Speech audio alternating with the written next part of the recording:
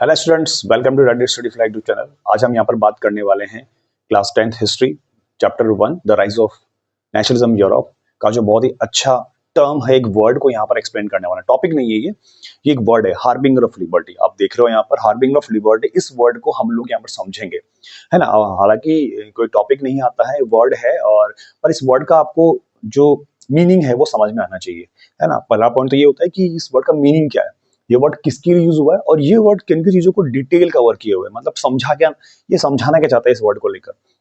ठीक है, अगर आप यूपीएससी और आरएस जो बड़े एग्जामिनेशन उनकी तैयारी करेंगे इन फ्यूचर, तो आपको थोड़ा सा अगर हिस्ट्री में इंटरेस्ट है तो ये वर्ड आपके लिए काफी अच्छा है और समझ में मजा आएगा। देखो, तो हम लोग देखते हैं पहली बात क्या चीज है। ये वर्ड जो है हार्बिंग ऑफ लिबर्टी, ये कंप्लीट वर्ड जो जिसके लिए यूज हुआ है वो कौन है, आपके नेपोलियन नेपोलियन बोनापार्ट एंड उसकी आर्मी।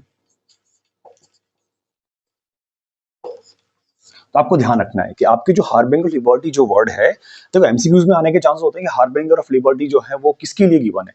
तो आपको नेपोलियन बोनापार्ट या उसकी आर्मी, या तो दोनों ये वर्ड दिए होंगे, या आपके जो है इनमें से एक आ जाएगा, नेपोलियन बोनापार्ट या फिर हिज आर्मी। अब देखो, सबसे बड़ी बात जो हार्बिंगर ऑफ लिबर्टी है ना, उसका मीनिंग क्या है। हम उसकी मीनिंग की बात करते हैं। लिबर्टी आप जानते हो, आजादी हम जो बात करते हैं, फ्रीडम की हम जो बात करते हैं, वो है ये फ्रीडम।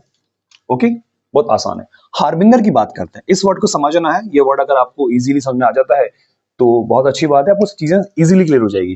ठीक है, हार्बिंगर का मतलब होता है, अगर हिंदी में बात करें तो इसका मीनिंग होता है अग्रदूत। ठीक है, इसके सिनोनिम्स देखें हार्बिंगर के, तो वो होता है फोर रनर। अभी आ रहा हूं मैं, जिसका जो मीनिंग है, जो रियल में जो ये बताने की कोशिश कर रहा है, उस पर आ रहा हूं। पहले आपको सिनोनिम्स पता होना चाहिए। अग्रदूत, फोर रनर, किस चीज को, प्रीकर्सर, मतलब स्टार्ट करने वाला। ठीक है, तो आपके जो यहाँ पर है कि harbinger of liberty, Napoleon Bonaparte और उसकी आर्मी के लिए ये वर्ड दिया हुआ है। तो अब इसका मीनिंग आपको समझना है। हिंदी में आपको पता लगा कि अग्रदूत है, इंग्लिश में इसको फॉररनर कहते हैं, प्रीकसर कहते हैं। मतलब समझो आपकी नेपोलियन बोनापार्ट जो था आपकी, इसने फ्रांस में मोनार्की को खत्म किया। जिस तरह की एक डायनेस्टी जो थी वहां पर, एक बड़ा एम्पायर चल रहा था, ठीक है ना। हालांकि ये भी मोनार्की से बिलोंग नहीं करता था, पर ये भी एक तरह का मोनार्की था, सेल्फ डिक्लेयर्ड किंग था ये। ठीक है, तो ये जो चीजें स्टार्ट करेगा ना, वो काफी अच्छी थी, वहां के लोगों ने उसको पसंद किया। ठीक है, तो जहां भी इसकी आर्मी एंट्री की ना, देखो फ्रांस का ये किंग बना, नेपोलियन बोनापार्ट बन गया। अब बनने के बाद उसने आसपास की एरिया को भी क्या करना स्टार्ट कर दिया, कंक्योर करना स्टार्ट कर, जीतना स्टार्ट कर दिया। अब जीत वहां पर उस एरिया को जीत लेगा तो वो अपने रूल्स रेगुलेशन को क्या करेगा, इंपोज करेगा, वहां पर अप्लाई करेगा। तो वो इतने अच्छे थे कि ये जो वर्ड है हार्बिंगर लिबर्टी, वहां के लोगों ने दिया। क्योंकि जहां पर भी नेपोलियन बोनापार्ट उसकी आर्मी एंट्री कर दी, तो नेपोलियन बोनापार्ट उस एरिया को जीतने के बाद अपने अच्छे अच्छे रूल्स रेगुलेशन को वहां पर अप्लाई करता, तो लोगों को बहुत अच्छे आए। तो मतलब हार्बिंगर ऑफ लिबर्टी ये उस वर्ड को रिप्रेजेंट करता है जहां पर नेपोलियन बोनापार्ट उसकी आर्मी ने उस एरिया को कंक्योर करने के बाद, जीतने के बाद अप्लाई किया। कौन से आइडियाज थे वो आइडियाज थे आपके फ्रेंच रिवॉल्यूशन वाले। क्लियर, अब फ्रेंच रिवॉल्यूशन वाले उन आइडियाज को अप्लाई किया आपके नेपोलियन बोनापार्ट और उसकी आर्मी ने। आपको पता होना चाहिए कि वो ऐसे कौन से आइडियाज थे। आपको याद है, देखो मैं इजीली बताऊंगा, अगर वन शॉट में आप समझ जाओगे। सिविल कोड ऑफ 1804 याद है, civil code of 1804, civil code of 1804 के जो भी चेंजेस थे ना, वो सभी चेंजेस को उसने वहां पर अप्लाई करना स्टार्ट किया। पहली बात अगर हम बात करें, देखो आप यहां पर एंडिंग ऑफ, देखो ending of federalism system,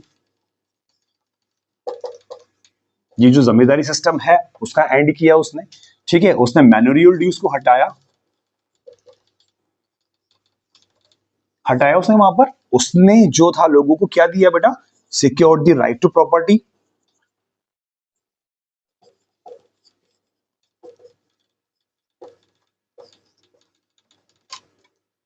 apply किया नहीं किया, देखो इनको इसने इनको एंड कर दिया।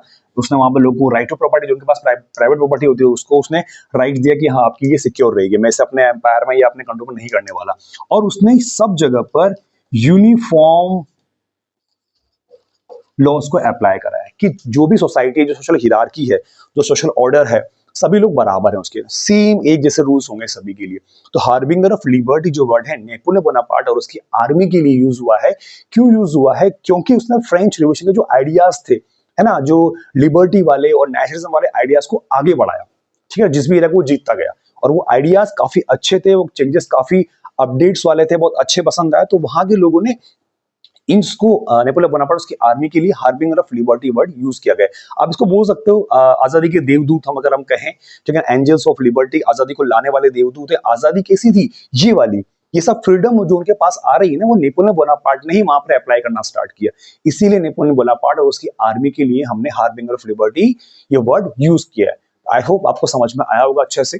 ठीक है, तो आज की वीडियो में इतना ही, मिलते हैं नेक्स्ट वीडियो में, तब तक के लिए टाटा बाय बाय।